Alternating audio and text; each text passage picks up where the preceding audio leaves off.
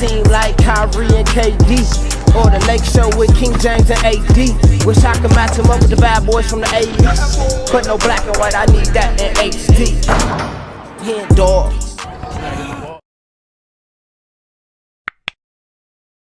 Yo, what's good, y'all? It's your boy HenDawgz, and we back to it. You know how we do it. What NBA players actually eat. I didn't really know what to really expect from this video because I don't know what NBA players eat, nor do I really care. But the more I got to thinking about it, and I love rebound videos. I think they're really good and entertaining. So I got to kind of thinking, and I'm just like, I feel like some NBA players treat their bodies way different than others. And because of that, some people are going to have way longer careers than others and be more productive. And you don't really even think about like LeBron is the way he is because of what he put in his body, the stuff that he eats. Like, you just think that he's just naturally freak athlete that just works out every day, and you know that's just why he's so good. But it's like, no, it's like what you eat is very, very important. So before we get into this video, make sure y'all subscribe to the channel. We are on the way to 10K. Help me out, man. I want to get there by the end of next month. If we get there by the end of next month, that'll be perfect because that's when my birthday is. My birthday is July 30th, so if we can get to 10K by my birthday, that'll be the dopest birthday present. So help me get there. Make sure y'all like this video. If y'all like this video, and go ahead and write something in the comments. But yeah, let's not do too much talking. Let's get into it. We got what NBA players actually eat. Let's get it. You'd think NBA players eat healthy, but Dwight Howard's diet nearly got him killed. Back in 2004 when Dwight was first drafted, even though he was a pro NBA player, he was just like any other 18-year-old kid. He didn't care about eating healthy, and behind the scenes, he was hooked on sugar. As I got older, it just kept going. I just started to love Skittles, and all I wanted was Skittles, and Starburst, and then I just, I couldn't stop. But by 2012, what seemed like a harmless sweet tooth turned into a deadly addiction. Because while playing for the Lakers, Dwight was downing over 840 grams of sugar a day. How they know? 11 times more than the average American. 11. That's a lot. And all that candy was killing Dwight from the inside out. His stomach was inflamed, he was constantly getting injured, and worst of all, he was losing feeling in his body. Even sitting down in this chair right now, it's causing my legs to go numb and, just have this tingly sensation all the way down my legs. So that happens when I'm playing. That happens, when I'm just sitting on the bench for a couple minutes, and it's not easy. This was a telltale sign of type 2 diabetes. So Dwight called up a Lakers physician for some advice. When she learned about Dwight's candy addiction, she was horrified, telling Dwight that if he didn't drop the habit, he might not only lose his NBA career, but he could lose his life. And when Dwight heard that, he knew what had to be done. I want to live for a long time. And I told myself I was going to have to change up what I eat, what I drink. And, once I did that, it was just like, okay, this is simple. And I got rid of all the candy. And I was like, I can't do this no more. Now, Dwight may have needed to switch his diet up, but he's not alone. Because we almost lost the Diesel, all because of his diet. See, in early 2020, Shaq was at rock bottom. He was dealing with the tragic passing of his sister Aisha, his best friend Kobe Bryant, and 28 other close friends. 28. Damn. So to cope with his pain, Shaq turned to the only thing that brought him comfort: food. And lots of it. From late night sandwich runs to cookies and cake, Shaq was drowning his sorrows in calories. And after just a few months of binge eating, the scale started to tip, as eventually, he reached his heaviest weight ever. 415 pounds. 415? By mid-2020, Shaq was in the... I mean, don't get me wrong. You being 7 foot, you have a lot of room to gain a lot of weight. But 415? Just imagine somebody walking into your house and he's 7'1", 415 pounds. There's not going to be much he can do. Like, he's not comfortable at all. Damn, Shaq. Worst shape of his life, helplessly eating himself to death.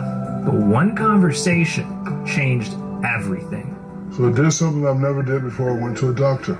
And the doctor used that 3-letter word that you never want to hear. God. Said, do you want to die? I said, no, I don't want to die. I said, you gotta change some things up. You know, I have sleep apnea and it causes a whole bunch of other problems. So now I sleep with a CPAP machine, but you know, I want to be around for a while, so I eat a lot better than I was. Yeah, Shaq completely revamped his diet, losing over 50 pounds and grew a six-pack for the first time in over 15 Shaq. years. So, it looks like the big man's here to stay. But I can't say the same for Zion. 'Cause this man is literally eating himself out of the NBA as we speak. I mean, when he was drafted in 2019, he was already one of the heaviest players, weighing 285 pounds. And as soon as he moved to New Orleans, it was a recipe for disaster. This man Zion was double fisting crab legs, and his weight started getting really out of hand. To the point where not only did the Pelicans have to change their entire culinary practice just for Zion, but his own mom had to step in and force him to change his diet, saying all the sauce, bacon, that stuff, you can't have that. Instead, he's sticking to salmon. Mama Zion? I don't think this diet's working. Your son fat as hell! In fact, during the 2021 season, it was rumored that Zion had ballooned to over 330 pounds. I mean, just to put that into perspective, this chart is every NBA player's body mass index. We got DeMarcus Cousins at 28.2, Nikola Jokic at exactly 29, and then we have Zion at 38.1. The only player in the NBA that is medically obese. And not only that, but Zion is also on rebound payroll. So if you don't drop a like and subscribe to the channel, Zion is gonna sit on you. And trust me, dog, you don't want that to happen. So what do you do? Yeah, you don't want Zion to sit on you. So instead of subscribing to Rebound, go ahead and subscribe to the HenDawgz. Good luck. Do it. Subscribe. But anyways, to make matters even worse, Skip Bayless reported Zion still likes to eat whole pizzas and wash them down with high sugar soft drinks. So if this man doesn't put the fork down soon, Zion's gonna eat himself out of the league for good. Now, Zion might need a diet to stay in the NBA, but Michael Jordan, on the other hand, he needed his diet to win an NBA championship. Before we get into Michael Jordan, I'm gonna just let it ride out with Jordan, but I kind of want to talk about like my personal, diet and when I was playing D1, how we went about that. Because I'm one of those guys that I can't gain weight. Like I would stuff my face and I would just never gain weight. Like I've been 185 pounds my entire life, my entire adulthood. You know, when I turned 18, 19, I went to college and I was probably like 160, 65 pounds. And the trainers there was like, hey, we gotta make sure that you get up to 185, 180. We need you in that range. So stuff your face. We want to get you as many calories as possible. We want you to stuff Little Caesars pizzas, and then we'll figure out, we'll work the fat out of that. Like that was their whole mindset. For me, you know, everybody got their own diet training program. Like you can't just look at Zion and be like, oh, Zion is eating pizza, and he's getting fat, so I can't eat pizza. Like, you know, or me, you can't be like, well, Ant was eating a whole bunch of Little Caesars pizzas, so that's what I need to do to gain weight. So, but everybody's different. So I think what's best is to literally like go to a doctor, and you know, if you're trying to lose weight, you know, figure out a whole diet, you know, recipe for that. And if you're trying to gain weight, figure out a whole diet recipe for that. But everybody's different, man. You can't just look at one person and just think that's gonna work for you.